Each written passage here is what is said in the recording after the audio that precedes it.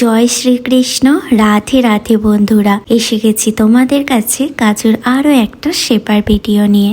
আজকের আলোচনার বিষয় লাড্ডু গোপাল আছে, কিন্তু সেবা করা সম্ভব হচ্ছে না, কি করব?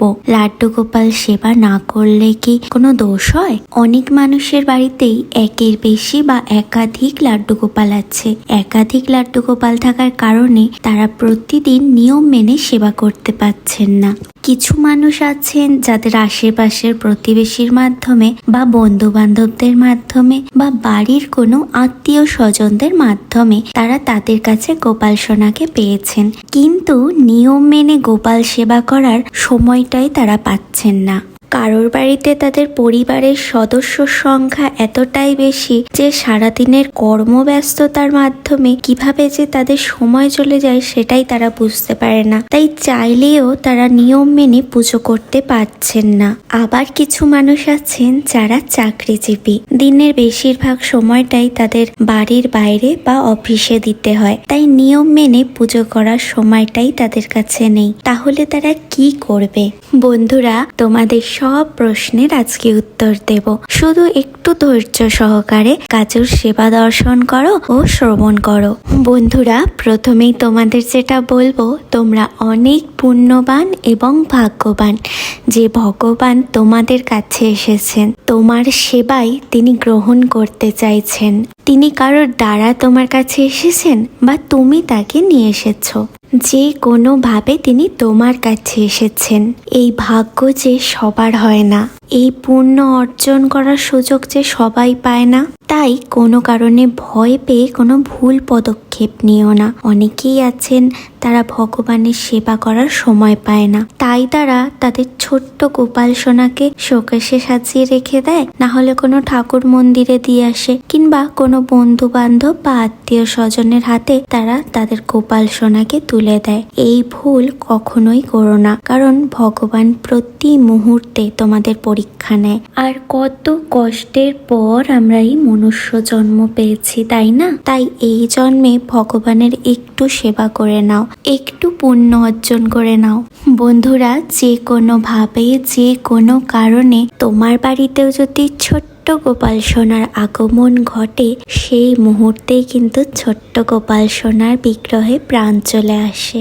তাই তোমরা তাকে নিয়ম মেনে সেবা করার সময় যদি একদমই না পাও, তাহলে তোমরা যেটা করতে পারো, তোমাদের বাড়িতে নিশ্চয়ই ঠাকুর মন্দির তো আছেই, তাই না? এবং আমরা যারা হিন্দু সনাতনী, আমাদের সবাইকার বাড়িতেই ভগবানের মন্দির থাকে এবং আমরা সকাল এবং সন্ধে সেই মন্দিরেই পুজো দিই, তাই না? তাই তোমাদের বাড়িতে তোমাদের ঠাকুর মন্দিরে সব দেবদেবীর সঙ্গেই তোমরা তোমাদের গোপাল সোনাকে রাখতেই পারো এবং সকাল আর সন্ধে যেমন নিয়ম মেনে পুজো করো তেমনই পুজো করো, কিন্তু হ্যাঁ, গোপাল সোনাকে অভুক্ত রেখো না। চাইলে তোমরা তাকে মানসিক সেবার মাধ্যমে ঘুম থেকে জাগিয়ে নিতে পারো। মানসিক সেবার মাধ্যমেই দুপুরের ভোগ সেবাও কিন্তু তোমরা তোমাদের গোপাল সোনাকে করিয়ে দিতে পারো। আবার রাত্রে যদি তোমরা গোপাল সোনাকে শয়নে দিতে চাও, তখনও কিন্তু মানসিক সেবার মাধ্যমেই তোমরা গোপাল সোনাকে শয়নেও দিয়ে দিতে পারো।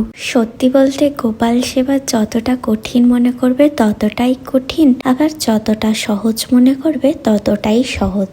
তোমাদের গোপাল সোনা ঠিক বুঝতে পারবে তোমার পরিস্থিতি কি। তিনি কখনোই বলেননি সংসার ধর্ম ছেড়ে তোমরা তার সেবা করে যাও। তিনি বলেছেন সংসারে থেকে তুমি যতটা সেবা করতে পারো ঠিক ততটাই সেবা করো। তিনি ভাব আর ভালোবাসার কাঙাল, এর বেশি তিনি কিছুই চান না আমাদের কাছে।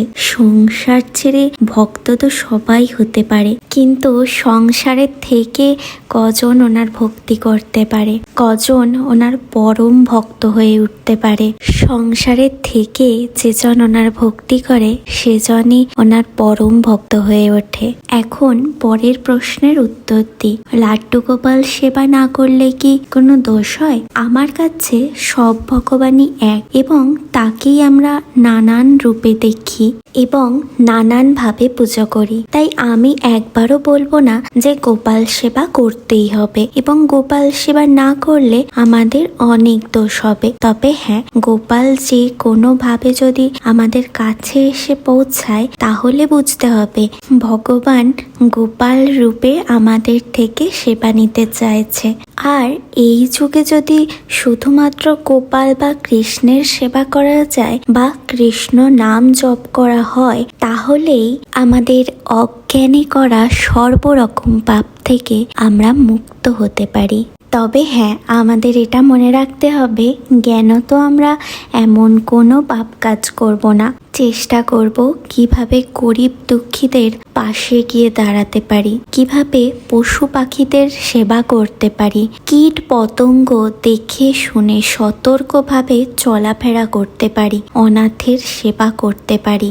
এই সব কর্মের মাধ্যমে আমরা কিন্তু আমাদের দ্বারা করা অজ্ঞানবশত যে কোনো পাপ থেকে মুক্তির রাস্তায় যেতে পারি। সত্যি বলতে ভগবান আমাদের সব কিছু দিয়েছেন, মুখ, হাত, পা, আমাদের কথা বলার শক্তি। এর কারণে আমরা আমাদের কষ্ট, দুঃখ, ভালো লাগা, মন্দ লাগার অনুভূতিগুলো সবার কাছে ভাগ করে নিতে পারি, ভগবানকে জানাতে পারি। কিন্তু এই পশু পাখি, কীট পতঙ্গ, এরা কি সত্যি তাদের মনের ভাবগুলো, তাদের দুঃখ কষ্ট সবার সঙ্গে ভাগ করে নিতে পারে?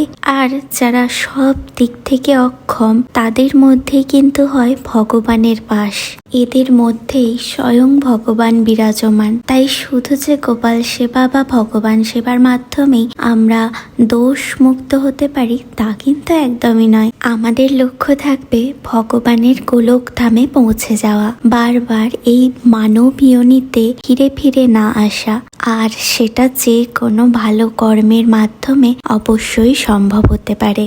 আমি আশা রাখলাম তোমাদের মধ্যে চলতে থাকা কিছু প্রশ্নের উত্তর আমি দিতে পারলাম। তোমাদের আরো যদি কোনো প্রশ্ন থাকে আমাকে অবশ্যই কমেন্ট করে জানাতে পারো, আমি তোমাদের প্রশ্নের উত্তর দিতে চেষ্টা করব।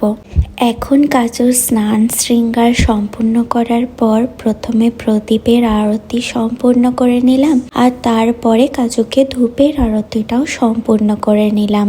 এখন কাজুকে একটি একটি করে ভোগের প্রসাদ গুলো সেবন করিয়ে দেব। এরপর কাজুকে দুধ সেবন করিয়ে, জল সেবন করিয়ে আজকে আমার কাজুর সেবা সম্পূর্ণ করব।